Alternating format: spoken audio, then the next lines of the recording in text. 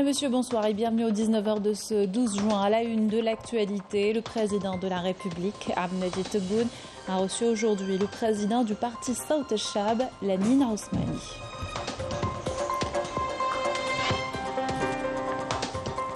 Le président de la République, Abdelmadjid Tebboune, a reçu également le président du parti de la Liberté et de la Justice, Kamel Benziadi.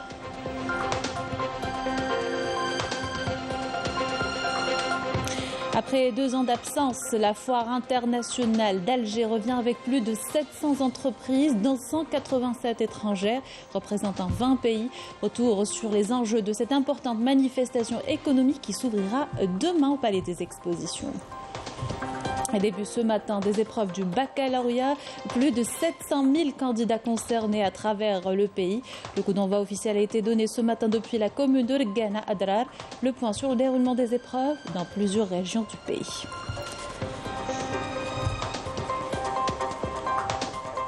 Et avec ses pratiques et sa politique d'inégalité sociale, le régime marocain fait vivre la population dans une misère sans nom. Les images de précarité et faim sont fréquentes, même aux abords des grandes villes. Focus ce soir sur le bidonville de Temara, près de Rabat. Bienvenue à tous, heureuse de vous retrouver. Je vous le disais en titre, le président de la République, Abdelmadjid Tebboune, a reçu aujourd'hui le président du parti Sawt al-Shab, Lamine Ousmani. L'audience s'est déroulée au siège de la présidence de la République en présence du directeur de cabinet à la présidence de la République, Abdelaziz Khelef. Je vous invite à écouter le président du parti Voix du Peuple.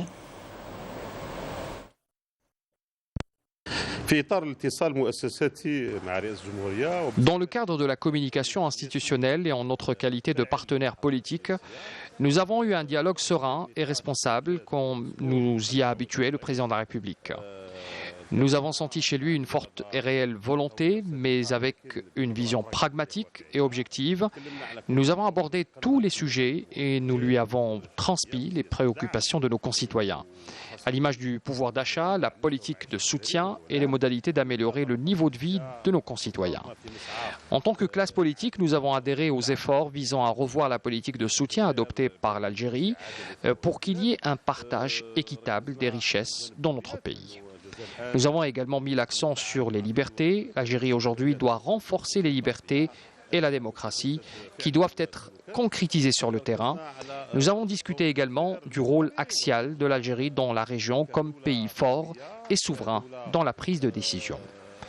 L'Algérie a fait un saut qualitatif exceptionnel en imposant une vision pragmatique, objective, économique dans le cadre géostratégique grâce à une vision prospective.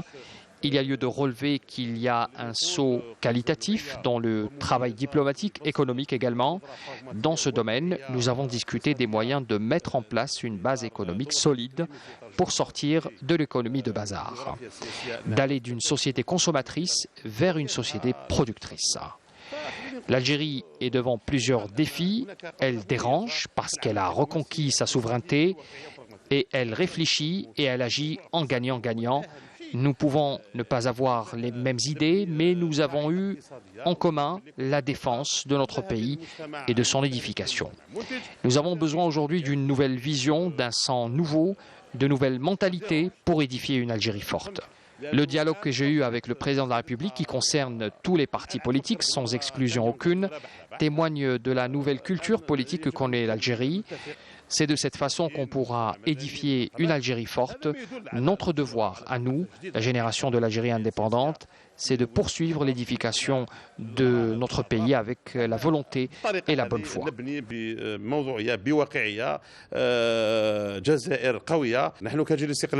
يجب أن نستمر مرحلة البناء بكل إرادة بنية صادقة وهذا واجبنا ودورنا تجاه الجزائر. Et le président de la République, Abdelmadjid Tebboune, a reçu également le président du parti de la Liberté et de la Justice, Kamel Benziadi. L'audience s'est déroulée au siège de la présidence de la République en présence du directeur de cabinet à la présidence de la République, Abdelaziz Khelef. Je vous invite à écouter le président du parti de la Liberté et de la Justice. استقبلنا اليوم من قبل السيد رئيس الجمهورية في إطار المشاورات التي يقوم بها مع مختلف الأحزاب والمجتمع المدني والشخصيات الوطنية والاقتصادية. Nous avons été reçus par le président de la République dans le cadre des concertations tenues avec l'ensemble des partis et la société civile, mais aussi avec l'ensemble des personnalités nationales. J'aimerais tout d'abord mettre l'accent sur la franchise qui a marqué nos échanges et la ferme détermination du président de la République à aller de l'avant en vue d'instaurer un consensus autour des questions nationales majeures et le dialogue avec tous les partenaires politiques, sociaux et économiques, et ce dans l'objectif de créer un front social. Ce dernier réunira tout le monde en vue de faire face aux dangers qui menacent l'Algérie, que ce soit à nos frontières ou à l'extérieur. Le dialogue a été instauré en tant que tradition que nous devons maintenir, sauf avec ceux qui se sont exclus d'eux-mêmes pour des raisons de corruption ou pour non-respect des constantes nationales. Le président de la République a accordé une grande importance aux questions nationales, en ce qui concerne notamment le sujet des subventions. Dans les prochains jours, une commission sera installée en vue de revoir les subventions auxquelles toutes les composantes économiques, politiques et sociales prendront part. Une initiative qui vise à rassurer la société, notamment en cette conjoncture difficile marquée par la cherté de la vie, qui reste un phénomène mondial. J'espère que ces discussions soient élargies à tous les partenaires, tant qu'elles visent le bien du pays.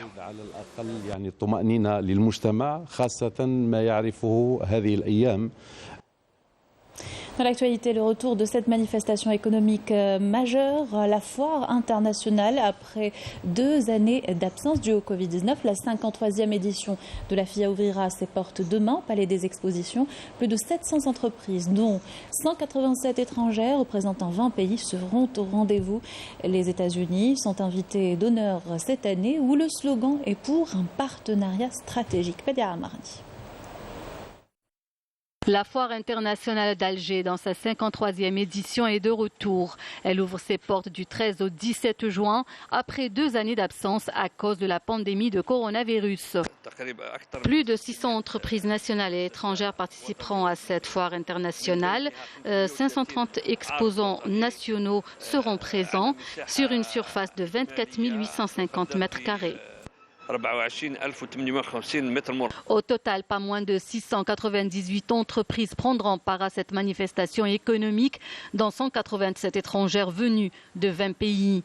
Les entreprises nationales qui participent à la foire internationale d'Alger représentent plusieurs secteurs d'activité.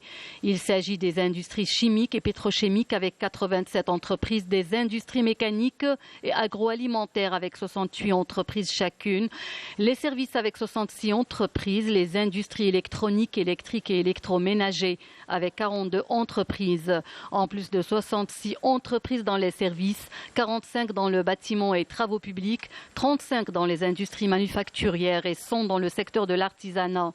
À toutes ces sociétés qui vont exposer leurs produits et leur savoir-faire dans différents segments d'activité s'ajoutent 19 filiales d'entreprises étrangères en Algérie. Le ministère de la Défense nationale prendra part à cette FIA avec 19 entreprises représentant des unités de production à caractère économique dans les secteurs de l'industrie mécanique, du textile et de la construction navale.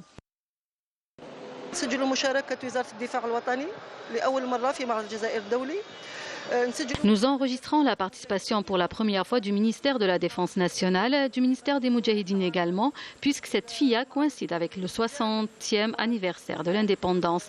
Et à partir de cette année, une wilaya sera choisie pour être l'invité d'honneur. Cette fois-ci, cap sur Tamanrasset.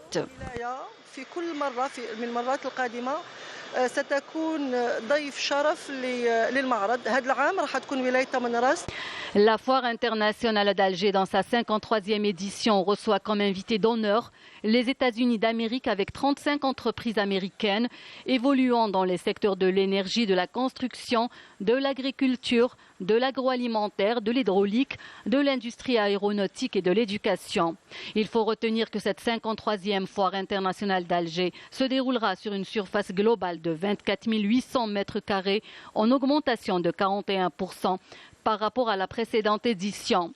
La FIA est une occasion pour les opérateurs économiques nationaux d'échanger leurs expériences et de chercher des opportunités d'affaires et de partenariats fructueux au moment où l'Algérie adopte une stratégie de diversifier son économie en comptant davantage sur les petites et moyennes entreprises, l'économie de la connaissance et les start-up. Plus que quelques heures donc nous séparent de la levée de rideau sur la 53e FIA dans un contexte marqué par d'importantes mesures prises dans le secteur économique, à savoir la présentation du nouveau Code des investissements devant le Conseil des ministres.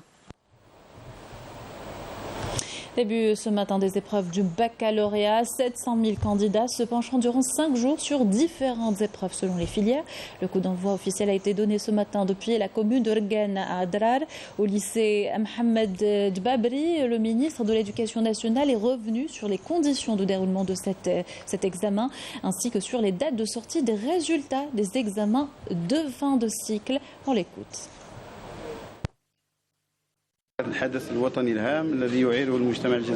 Il s'agit d'un événement national majeur auquel la société algérienne accorde une grande importance. Aujourd'hui, nos enfants passent les épreuves du bac et on connaît le poids de cet examen dans la société algérienne. Les conditions de déroulement de ces épreuves dans cette wilaya sont bonnes. C'est d'ailleurs le cas dans tout le pays. Tout se passe bien et les épreuves ont débuté dans de bonnes conditions et ce dans toute wilaya du pays. En ce qui concerne les résultats, ceux du BEM, ils seront annoncés fin juin et ceux du bac, ce sera probablement durant la 3e, voire la 4e semaine du mois de juillet. Et pour la plupart des candidats, la première épreuve ce matin était la langue arabe, un top départ qui s'est déroulé sans embûche. Globalement, le point dans plusieurs régions du pays avec Camélia Mellal. C'est d'un pas décidé que les 12 000 candidats de Tipaza se sont rendus aux 46 centres d'examen. Le temps était doux et agréable, un climat propice à la réflexion sur un texte d'arabe littéraire. Première épreuve de ce bac 2022, une épreuve que les candidats ont surmontée aisément. Nous avons passé l'épreuve de langue arabe. Nous avions à choisir entre un texte et un poème pour lequel j'ai opté. Je pense avoir bien travaillé, alhamdoulilah. Et pour l'après-midi, nous avons eu l'éducation islamique et le droit. J'ai choisi de répondre au texte. Les questions étaient abordables. Même avec peu de préparation, on peut y répondre sans aucun problème. Même ambiance à Constantine où les 23 000 candidats ont été soulagés après la découverte de leur sujet d'examen. J'étais un peu stressée, mais dès que j'ai découvert le sujet de langue arabe, j'étais soulagée car les questions étaient abordables. Les sujets, ça va, c'était bien. À Betna, 29 700 candidats passent le baccalauréat dans 87 centres d'examen, dont 17 512 candidats scolarisés. Dans la wilaya de Sétif, 28 000 candidats se sont rendus au centre d'examen. Certains étaient accompagnés de leurs parents, histoire d'être réconfortés avant et après l'examen. Les 17 860 lycéens de Tizi Ouzou se sont présentés ce matin dans les 68 centres d'examen pour passer leurs épreuves de baccalauréat. Des salles d'examen pour des candidats aux besoins spécifiques ont été également aménagées. Juste le stress, très bien la vérité, on est à l'aise parce qu'on a bien travaillé toute l'année. Inch'Allah, dnaoui le bac, avec mention bien sûr. Les candidats de la wilaya d'Oran ont reçu une bonne prise en charge, que ce soit sur le plan psychologique ou pédagogique. La nouveauté à Ilizi cette année, un nouveau centre pour les candidats libres a été mis en place dans la circonscription administrative de Debdeb. J'espère que j'aurai une bonne moyenne dans l'épreuve de la langue arabe. J'ai bien révisé. La première journée de l'examen crucial, c'est à travers le territoire, déroulé dans de bonnes conditions. Et toutes les conditions ont été réunies pour assurer le bon déroulement des examens, y compris en milieu carcéral. Plus de 6 000 détenus passent leur baccalauréat cette semaine. Le point Al-Mnia avec Sabah Mansour, Malika Bellel. 6 100 détenus se sont présentés à l'examen du baccalauréat ce matin. Toute l'année, les détenus ont suivi des cours de soutien dispensés par des enseignants afin de préparer les examens de fin de cycle. Aujourd'hui, je passe mon examen après un cursus scolaire au sein de cet établissement. Je remercie les autorités concernées de nous avoir donné cette opportunité et de passer ces épreuves dans de bonnes conditions.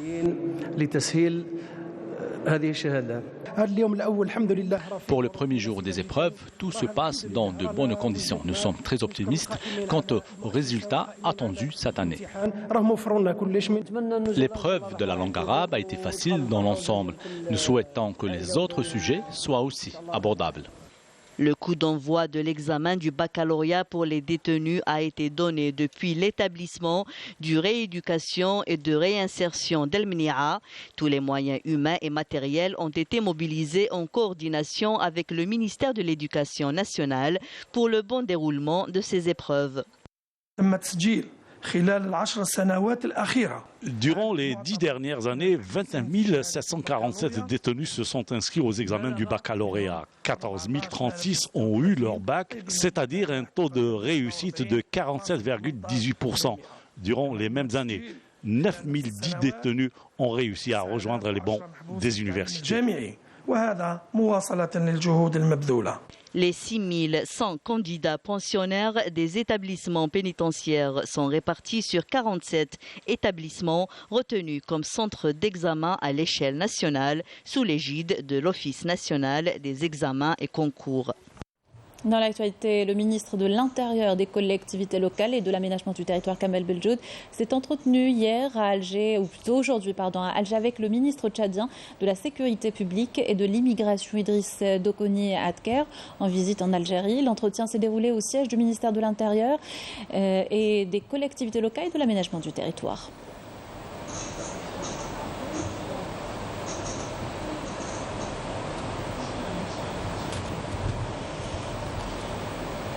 Le ministre tchadien de la Sécurité publique et de l'immigration s'est rendu avec son homologue algérien, le ministre de l'Intérieur et des collectivités locales, et le directeur général de la Sûreté nationale, Farid Benchir, à l'école supérieure de la police à Tounsi à Châteauneuf. Ils ont suivi un exposé et des explications détaillées sur la formation et la stratégie algérienne dans la préservation de la sécurité, un exercice dans le domaine. À l'issue de la visite, la délégation s'est rendue au musée de la police où l'invité a découvert les différentes stations de l'histoire de la police.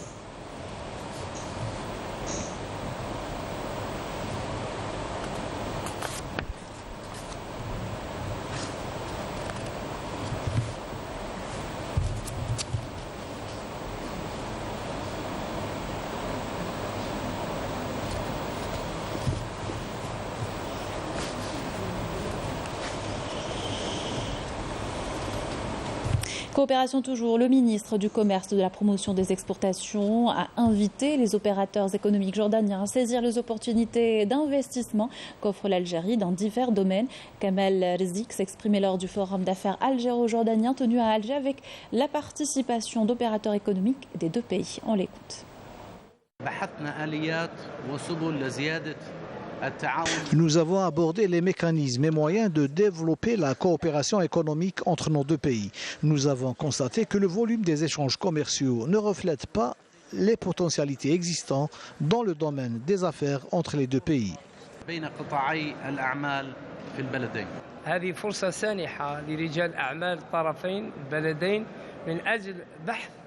C'est l'occasion pour les hommes d'affaires des deux pays de trouver les meilleurs moyens d'établir des partenariats dans divers domaines. La forte délégation jordanienne présente aujourd'hui en Algérie pourra identifier les domaines de coopération porteurs pour les deux pays. Agriculture, Chlef intègre la série de résultats positifs enregistrés à travers le pays. Une bonne récolte de céréales cette saison dans la wilaya où la campagne moisson-battage vient de se terminer. L'heure est au stockage pour préserver la récolte, nous dit Manel Ladjel, Bedia mardi. Une production abondante de céréales à Chlef, les efforts des agriculteurs ont permis une augmentation palpable des rendements. Dieu merci, la terre a été généreuse. 85 000 hectares dans la wilaya de Chlef sont consacrés à la production de différentes céréales, orge, blé dur et blé tendre. La hausse de la production a poussé les responsables en charge de ce secteur à mettre en place 18 unités de stockage pour mieux préserver le produit des agriculteurs. Alhamdulillah, la production est bonne. Nous espérons que ce soit toujours le cas. Dans les prochains jours, un nombre important d'agriculteurs viendront stocker leurs céréales à notre niveau. La révision des prix et les mesures d'incitation décidées par le président de la République ont encouragé les agriculteurs. Leur paiement se fera dans un délai ne dépassant pas les 72 heures.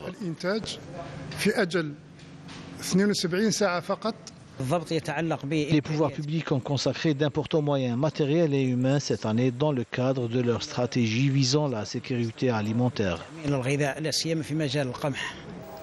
Le soutien de l'État aux agriculteurs de cette filière a permis d'augmenter les quantités de ce produit stratégique qui participe à atteindre l'autosuffisance dans ce domaine. Et ce modèle réussi à présent une exploitation agricole à Janet. La société Nour couvre les besoins des habitants de la wilaya en fruits et légumes. Elle projette également d'élargir ses activités pour couvrir la région en viande et en céréales. Majda Jahmoun. En un temps record, l'exploitation agricole Nour, qui s'étend sur 500 hectares, a pu couvrir les besoins des habitants de Janet en matière de fruits et légumes. Cela fait 3 ans que nous couvrons les besoins en fruits et légumes des habitants de la région. Cette exploitation agricole était soutenue par le propriétaire qui faisait bénéficier les pauvres de la région gratuitement. En 2022, nous avons ouvert 5 points de vente répartis à travers la wilaya de Janet. Nos produits sont vendus à des prix symboliques.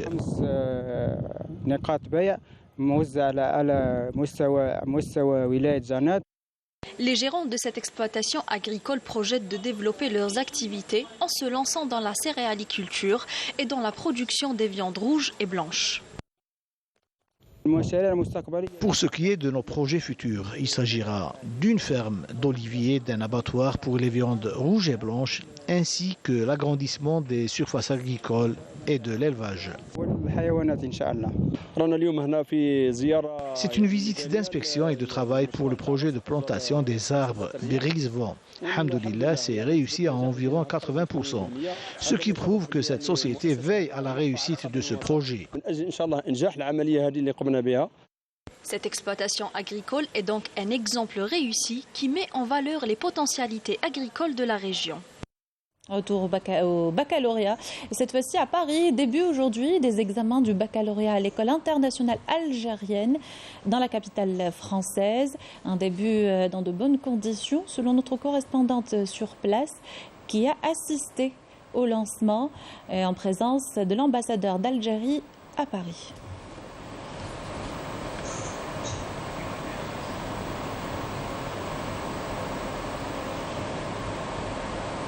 Retour dans le pays, BMS canicule annoncé par l'Office national de météorologie. Des températures pouvant atteindre les 46 degrés attendues demain et après-demain dans des wilayas du centre et de l'ouest du pays, placés sous vigilance orange. Il s'agit de Sidi Bel Abbès, Relizan, Chlef et Ain de Flab. Et le Marzane pratique une politique de la faim sur son peuple. Les images de misère et de précarité sont très courantes dans le pays. La faim est perceptible, même dans les plus grandes villes du Maroc. On peut y croiser des bidonvilles à perte de vue. Exemple ce soir avec le calvaire que vivent les habitants de Tamera, près de Rabat. Merim Damis.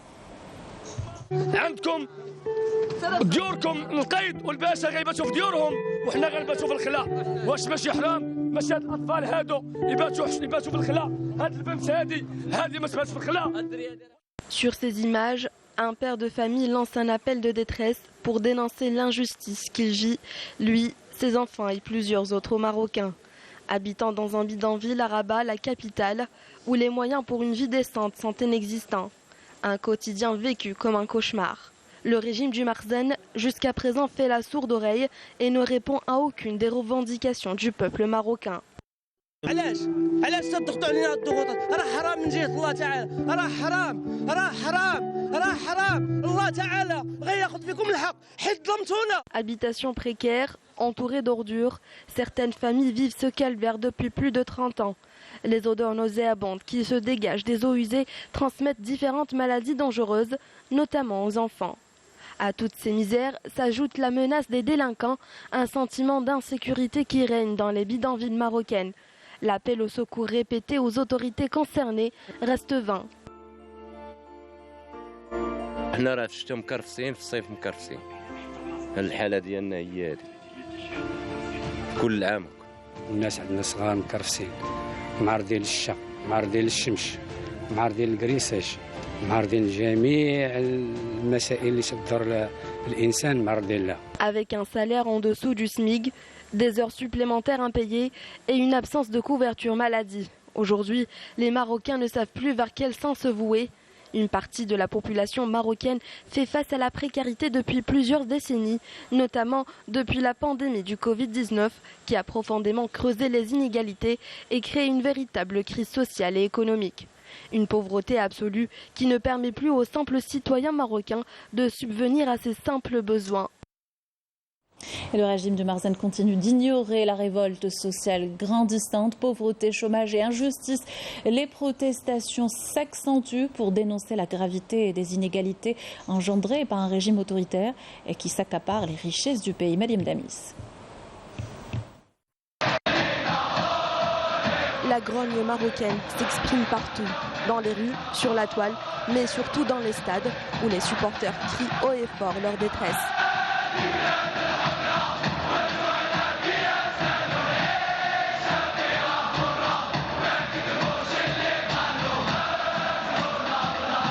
Les chants et les slogans déclamés traduisent leur désarroi et décrient un régime responsable de leur malheur et de leur qualité de vie misérable et indigne.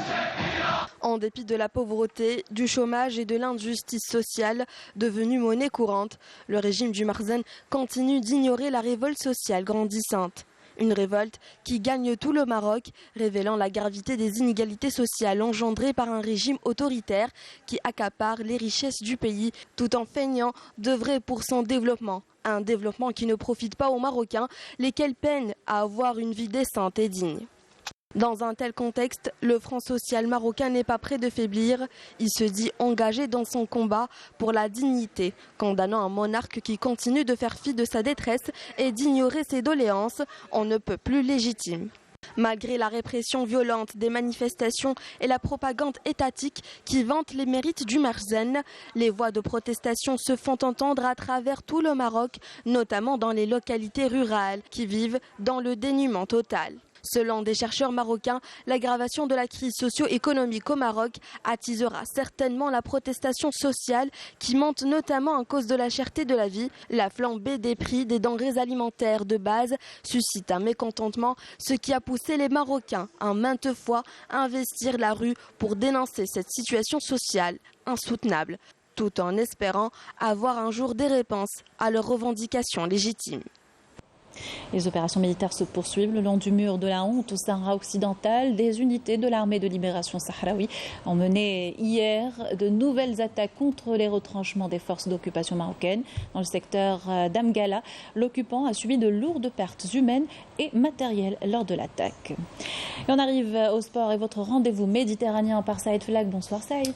Bonsoir Sabrina, madame, monsieur, bonsoir. Ravi de vous retrouver pour un nouveau numéro de Rendez-vous méditerranéen. Jingle et on revient.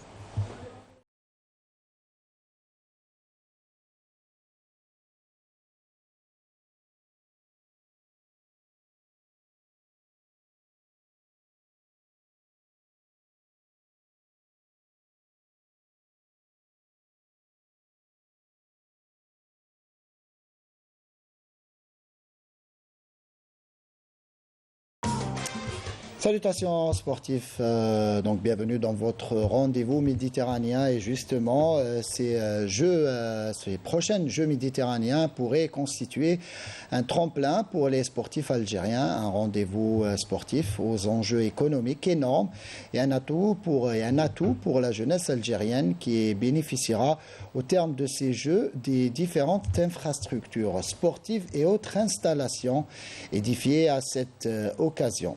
سيد أحمد بورايب. 47 ans après, les Jeux méditerranéens sont de retour en Algérie.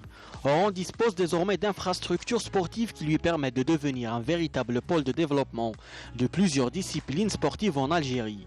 24 sites de compétition en ordre mondial qui pourraient constituer un tremplin pour le sport algérien. Le nouveau stade olympique de 40 000 places hors international sera en mesure d'accueillir des compétitions de très haut niveau ayant été sélectionnées pour accueillir des matchs du prochain CHAN. Il accueillera aussi des matchs de l'équipe nationale de football. Le palais des sports Hamou Boutlilis, rénové pour l'événement, verra une nouvelle page de son histoire s'écrire avec les Jeux et portera leur héritage après. La nouvelle salle omnisport du complexe olympique de 6 000 places et le nouveau centre nautique composé de 2 piscines olympiques et une 3e semi-olympique ont été réalisés pour l'événement, mais pas que.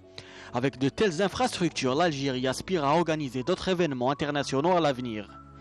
Le centre nautique accueillera d'ailleurs dans la foulée les championnats arabes de natation prévus du 20 au 23 juillet. Sans oublier le complexe de tennis, le centre équestre et le champ de tir, tous rénovés ou réalisés aux normes internationales.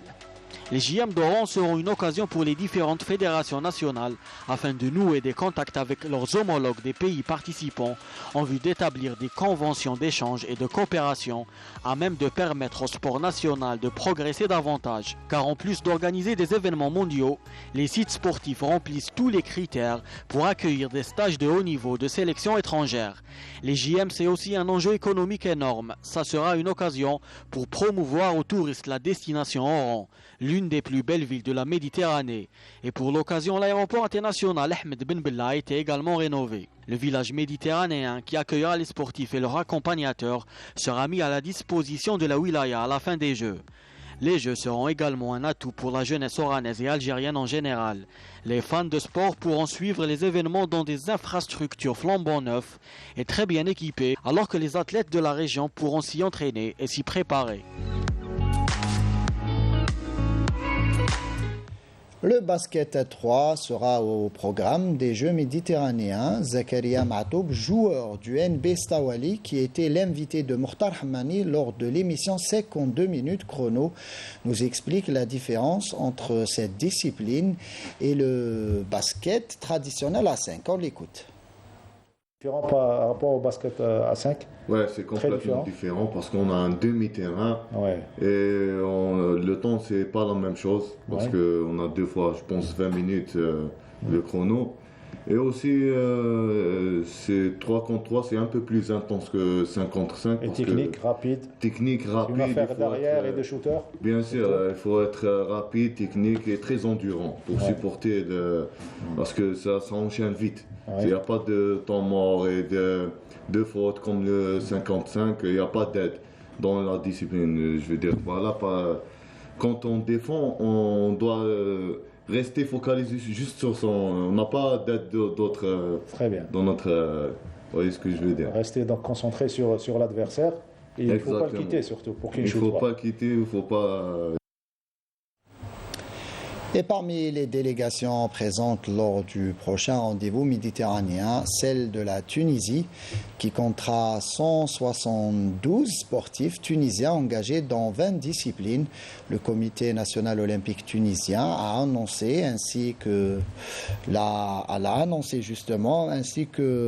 je disais, donc figure notamment dans cette délégation la médaillée d'argent olympique de taekwondo, Mohamed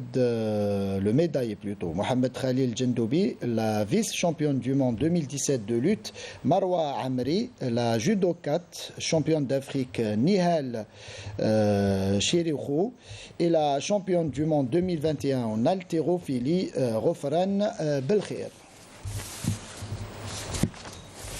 Place à la promotion de ces JM avec cette cérémonie honorifique qui s'est tenue à Oran, qui a vu la participation de plusieurs artistes venus mettre en avant la riche culture algérienne et promouvoir le grand événement sportif que va abriter la ville d'El Bahia, Linda Teboul.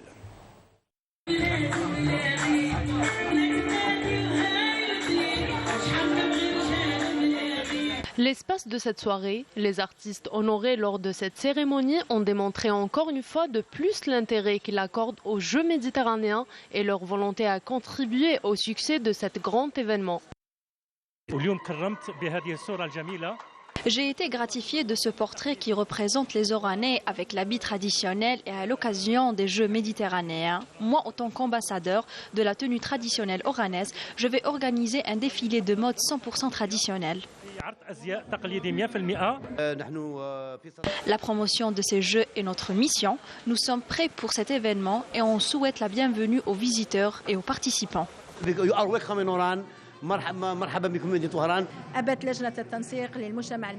comité de coordination de la société civile a honoré les artistes connus dans l'Oranie. Plusieurs hommages leur sont rendus à l'occasion des Jeux méditerranéens. Qui dit Oran dit hospitalité. La convergence des efforts des différentes franges de la société contribuera à la réussite de ce rendez-vous. Et c'est ainsi que prend fin ce rendez-vous méditerranéen. Merci de votre attention et à demain pour un nouveau numéro.